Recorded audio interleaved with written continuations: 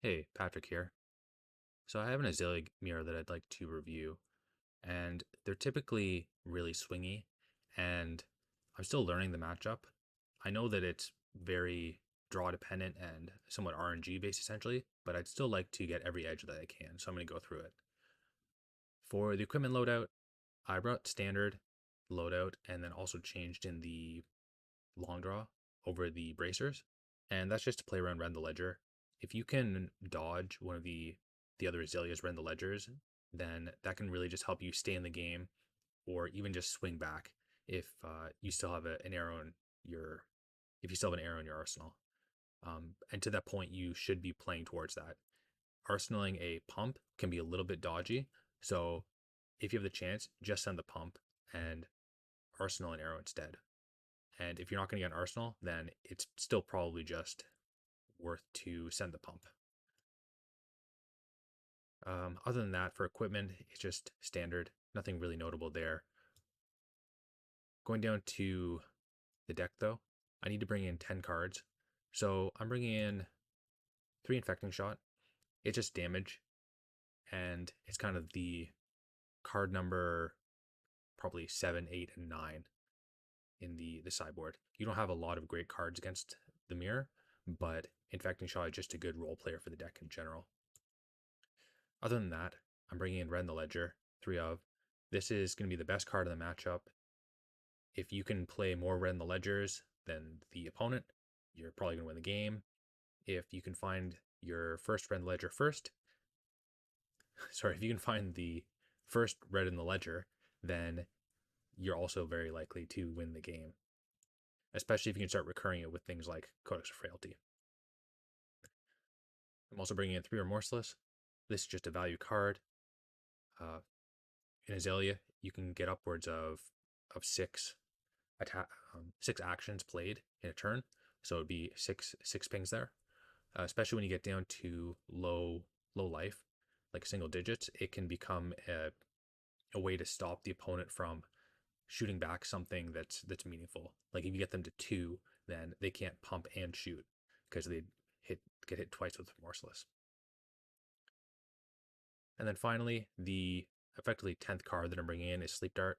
It's fine in this matchup. Turning off Azalea Hero Power is fine.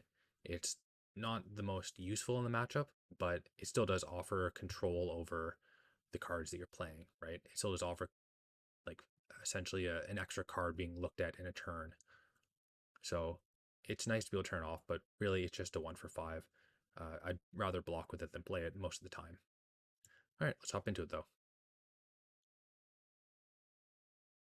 Here we are in game. My opponent won the die roll and elects to go first. That would make the same choice if I won the die roll. Going first lets you hopefully find a dominated effect on something like a Red in the Ledger, Remorseless, anything that can just get you 1/2 step ahead or in this game is a big deal.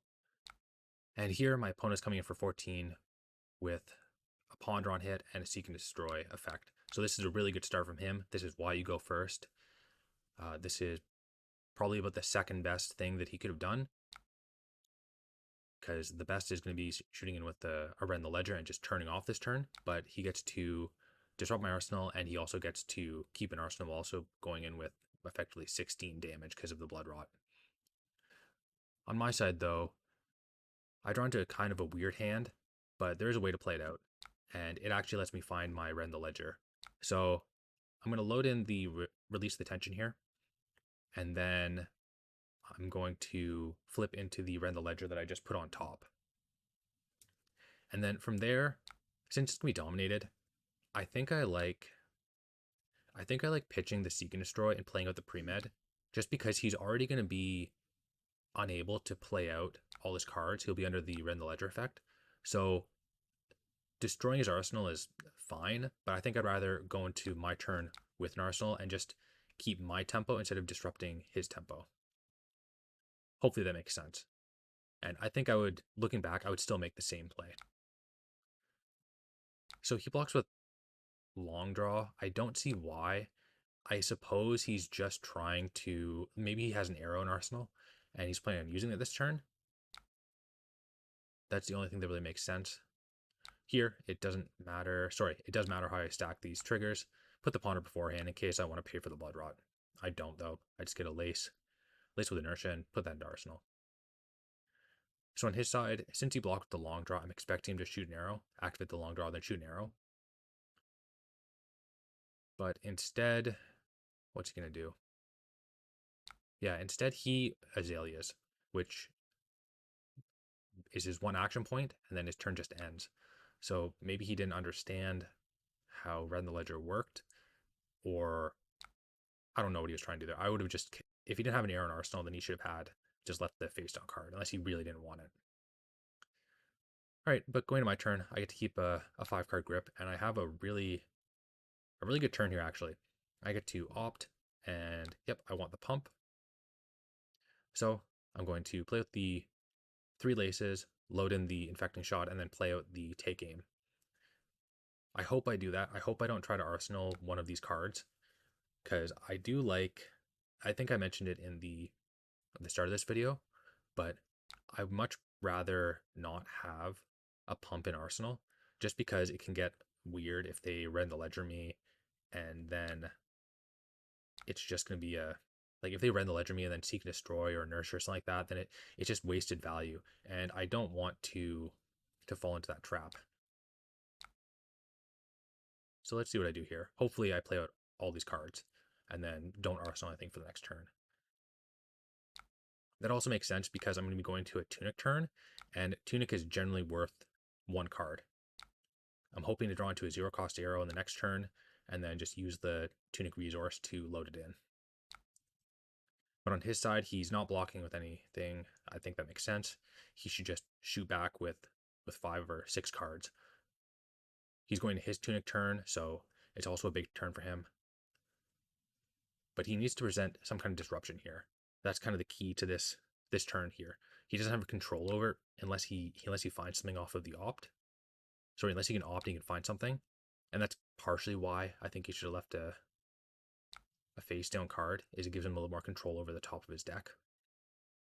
I mean, I still suppose he drew.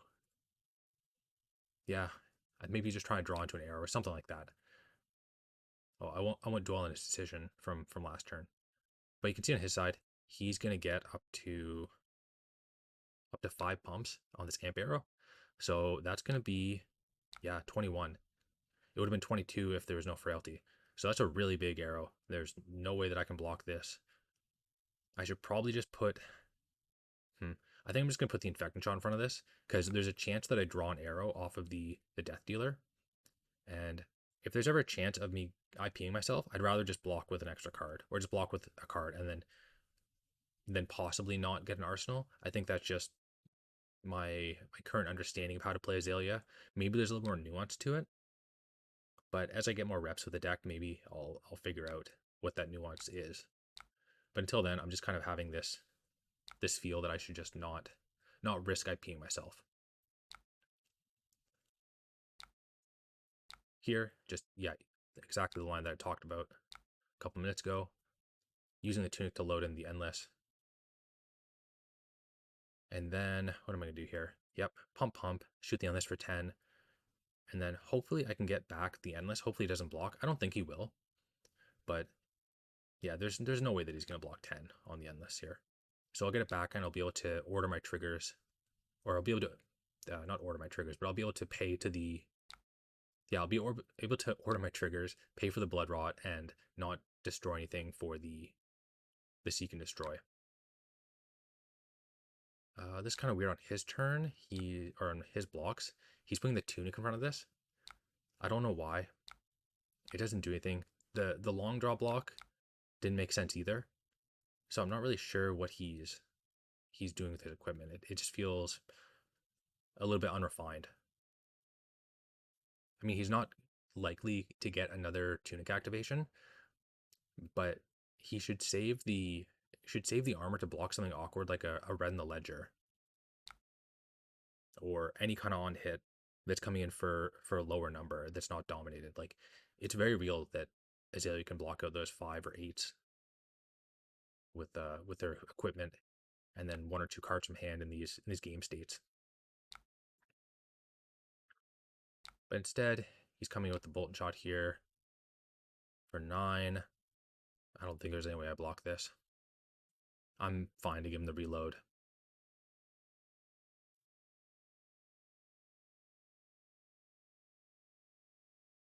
And the way that he ordered or the way that he stacked up his triggers, he's either just trying to get them out of hand or he's trying to bait out a block. That's what I would do. But I don't fall for it. Yeah. So here he's coming with Red Ledger, and since I kept my equipment and I didn't do those weird, like this is exactly what I've been tripping on him for, is he made these weird blocks with equipment and he wasn't able to block out a turn like this, right? I'm going to be coming in for, I'm going to be coming for a lot here actually. Getting the knock is kind of a big deal. That might just be lethal for this turn. Because I'm fine to pre-med, knock, Azalea ability. Yeah. I kind of jumped thoughts there, but this turn looks like the best thing is getting a Remorseless. Yeah, because I think I might have talked about this at the start of the video as well, is Remorseless is really good in these end games where it just presents lethal on its own. Because I get to dominate Remorseless, come in for 8, and there's no way that he can block it. So he's going to be taking at least 4 here. If he takes 5, then he won't be able to shoot an arrow even. Yeah. And I even get the Ponder. But going back, this is exactly what I was chirping on him for. Is blocking with equipment kind of weird? It's something that I didn't do. I saved my equipment to block out his Red in the Ledger that was only coming in for 5. And it allowed me to do this. I played, what is that, 1, 2, 3, 4 actions in this turn, right? I wouldn't have been able to do that. And on his side, if he blocks like this, he goes down to 1. He can't even shoot an arrow. Maybe he only has 1 arrow in hand.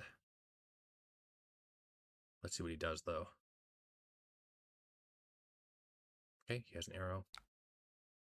So here, I think he should be using the long draw. So if he has a yellow in hand, yeah, make sure I order these correctly. So if he has a yellow in hand, he should pitch to the Death Dealer, load the arrow, long draw with the card that he drew plus the last card in his hand, and then shoot me for 9, something like that. Okay. Does he have it? Okay, he didn't have an arrow. He was just getting rid of his no block. Yeah, so he only had 1 arrow in hand, I'm assuming, and he had to block with it. And on my side, pretty much guaranteed lethal here. I'm going to come in for 6 and then 7, and then maybe even get... so what am I doing here? Okay, I get the opt. Yeah, I got the opt from the glide path. So I'm going to come in for... Yeah, leave that on top and dominate it. There should be no question about that. Because this will come in for 6.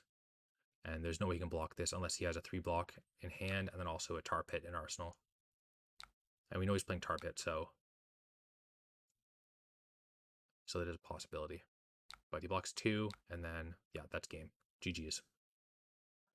I think that was a really good example of what I was trying to achieve in this matchup, and by playing it and reviewing it. A lot of the stuff that I talked about going into this video were things that this video highlighted. So being the first one to find Red the Ledger, I did that. I also think I played the most Red Ledgers. I think I played 2. He only played 1. As well, something I didn't mention, but something to note is good equipment block. I think I just blocked with my equipment better.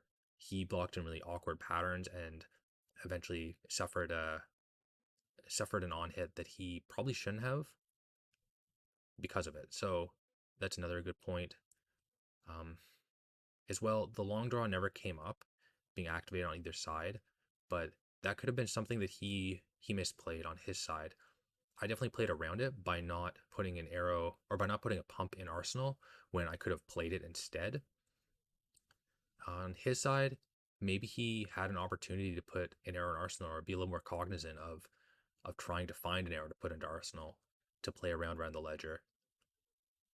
So I think it is a very swingy matchup and it can look very one-sided, but I think there are a few edges that you need to be playing around and not getting snagged on.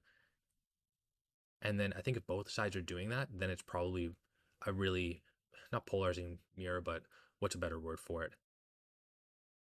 A very random mirror, right? It's very much draw sequence. That's just kind of what both sides of an Azalea mirror would be if they knew what they were doing on both sides, because it just matters who gets to certain sort of like milestones first. Maybe there's more milestones or more points that I need to be figuring out, but I'm happy with what I learned from this game and was able to review and demonstrate from this video. And that'll be it. So thanks. Bye.